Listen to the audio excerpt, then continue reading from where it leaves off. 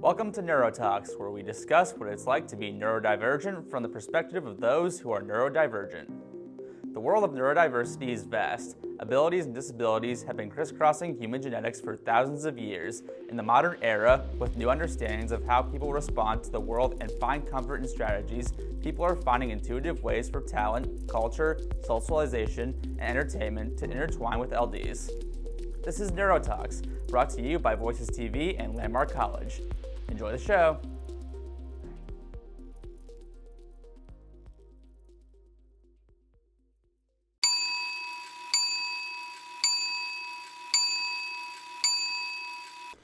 Welcome back to a brand new episode of Neuro Talks. In this episode, we will talk about how people with difficulties believe they have more respect than they did 70 years ago. But there are still those who don't see the disabled as people. Owen and I will explain our stories. Since the start of the 1900s, the respect for the disabled has changed considerably. For those who do not know, a disability is the experience of any condition that makes it more difficult for a person to do certain activities or have equitable access within a given society. The term can be caused by cognitive, developmental, intellectual, mental, physical, sensory, or a combination of multiple factors, and can be present from birth or take effect later on in life. Due to it being seen as a sickness or insanity, many people who had difficulties underwent institutionalization from the mid-1800s to the mid-1900s. Due to being considered unfit for society, the disabled were subjected to treatments now considered inhumane. Eventually, institutionalization in the 1930s was beginning its decline. Unfortunately, many who suffered disabilities in the 30s and 40s Europe had been targeted for disposal in the Nazi regime and its concentration camps, like many other victim groups. It further raised awareness for the disabled and led to the end of institutionalization in the 1970s. Since then onwards, the respect for the disabled had drastically improved, especially with the establishment of the Americans with Disabilities Act of 1990, which gives people with disabilities protection against discrimination, employment opportunity, and other necessities that had been denied in the past. Although the respect for the disabled has improved, there are still those who think otherwise. We now share our personal experiences. So I basically went to a school called Learning Prep School, also known as LPS. Going there has helped me get good grades and practice for adult life. When I started going there, it was around 2013 or a little bit before. I was there since 4th grade all the way down to my senior year of high school. I got my high school diploma and moved to Landmark College to get a bachelor's degree in communications. In the future, I'm interested in becoming a sci-fi horror writer and director and also a professional DJ performer. Learning Prep School has helped me with many skills besides getting the support that I need. I also got support from a private tutor that I needed help with, and my skills have increased with that tutor. So now I'll be going into the LPS building to go interview the middle and high school principal. So let's go see what she talks about LPS.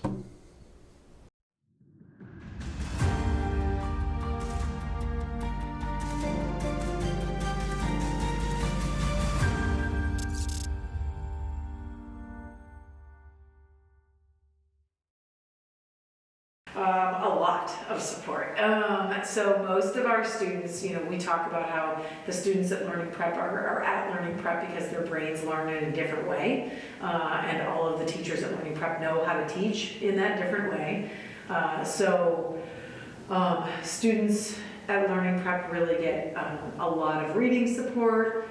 They have all sort of the core academic classes. So like 2 reading classes a day, a math class, a history class, a science class, but then there's a lot of additional classes that happen here. So we talked about students have counseling once a week. We have health and student issues class. which happens either once a week or twice a week, that every student has. And that's a class that's taught by a counselor that really focuses a lot on, I mean, we do all, like normal health class stuff, exercise and nutrition and all those things, but it really does function a lot like a social group. So it's helping kids to like really understand, how they may present to others and how, how to interact with others.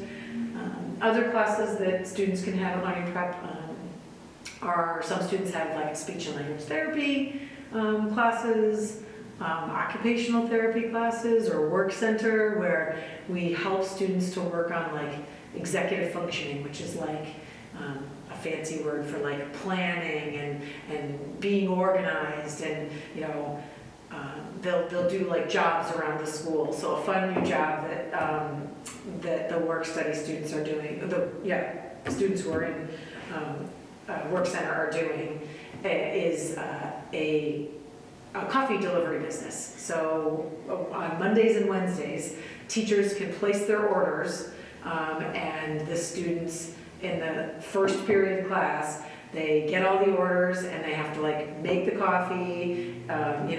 If Susan is somebody who wants like cream in her coffee or sugars, they have to like do all the orders and then they deliver them. So there's different jobs that those students will do, and it really helps them to plan out like, okay, who's going to do what? You're going to do this part of the job. So it's a lot of cooperative learning. Thank you, Matthew, for sharing your story. We have a second story with an anonymous person. Although willing to share his story, he wishes to not have his name mentioned, saying it helps deal with his mental difficulty.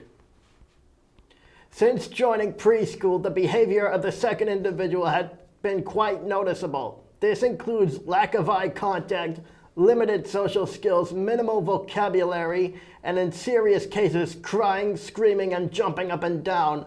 The parents were very concerned with his learning and interactive abilities, as well as delayed development, which they did not want to impact his academic growth. It was not until the second grade in 2007 at Boston Children's Hospital that he was diagnosed with autism spectrum disorder.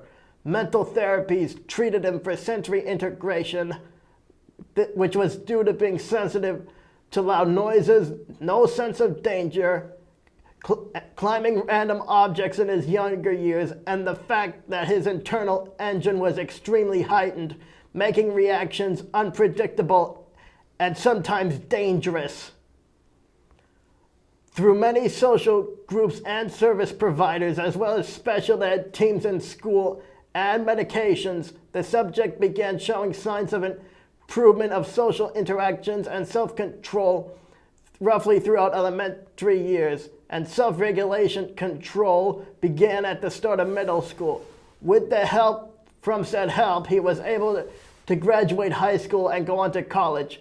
The subject is now a mature person with high functional performance and can perform vast range of independent skills such as driving, basic domestic arts, and is very empathetic. However, he still needs reminders with behavioral responses in unexpected problems, and caution is still advised in the event of rare severe outbursts, which can result in material damage or even self-harm. Be nice to everyone who has a disability or illness. Even though they have difficulties, they still have a heart inside them that makes them become nice people. This concludes our broadcast. Thank you for your attention. So Learning Prep has a website. It's www.learningprep.org.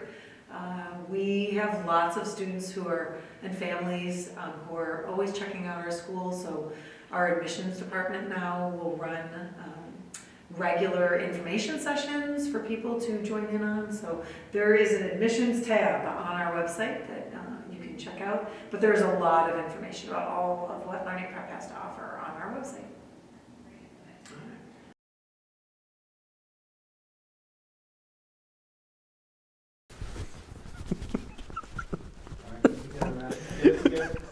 Sorry.